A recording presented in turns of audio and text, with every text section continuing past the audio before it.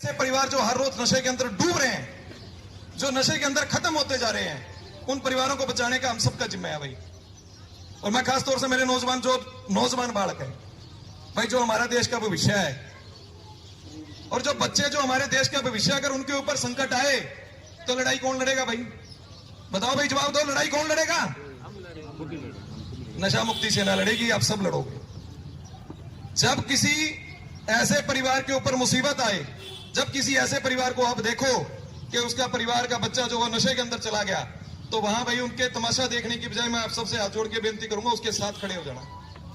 और मेरे को लगता है कि इससे बड़ी पूजा और संसार में कोई नहीं है। अगर हम किसी टूटते हुए को, किसी डूबते हुए को सहारा दे दें, तो मेरे को लग रहा है कि इसके ऊपर बड़ी कोई पूजा नहीं है। चाहे भाई वो ग्रंथ साहब को मानते हो, चाहे वो गीता को मानते हो, चाहे वो कुरान को मानते हो, जो भी व्यक्ति जिसको भी मानता हो, आप जिस भी धर्मगुरु से, जिस भी धर्म से जुड़े हुए हो, वहां पूछ के देखना कि मेरे को लगता है कि इंसानियत से बड़ी, इंसान की सेवा से बड़ी कोई सेवा नहीं है।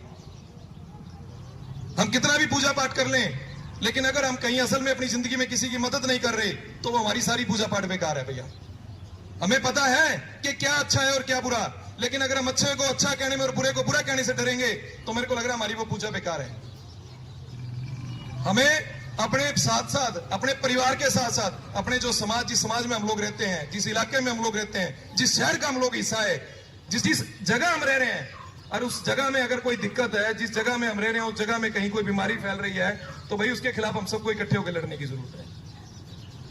मैंने, आप सबको पता है, आपसे भूला हुआ नहीं, गुरु नानकपुरा मोहल्ला, गुरु नानकपुरा मोहल्ला में जो लोग ये कहते थे कि ये बहुत बड़ा नशे का गढ़ है, इसके अंदर कोई घुस नहीं सकता, इसके खिलाफ कोई लड़ाई नहीं लड़ सकता, आज भाई ये हमारे नौजवान पुलिस वाले भी साथी यहाँ खड़े हैं, सब आप सबकी सहयोग से, इस पुलिस के सहयोग से, आज बताओ गुरु नानकपुरा मोहल्ले में क्या है? 80% नशा जो है गुरु नानकपुरा मोहल्ले का खत्म हो गया है। या तो वो लोग मोहल्ला छोड़ के चले गए, या उन्होंने नशे का कारोबार बंद कर दिया, और जो बच गए थे वो सारे जेलों में। तो आज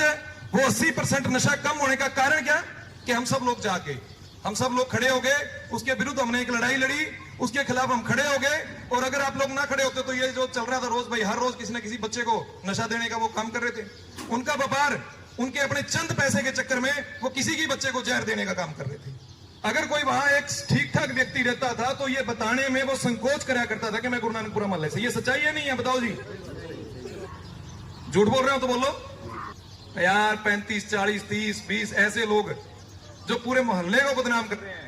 पूरे मोहल्ले के नाम को बदनाम कर रहे हैं, एक शहर को बदनाम कर रहे हैं, तो कहीं ना कहीं वो हमारे में कमी है। आज भी हाथ जोड़ के बेनती कर रहा हूं आप सबके साथ, मेरे नौजवान साथी यहां बैठे हैं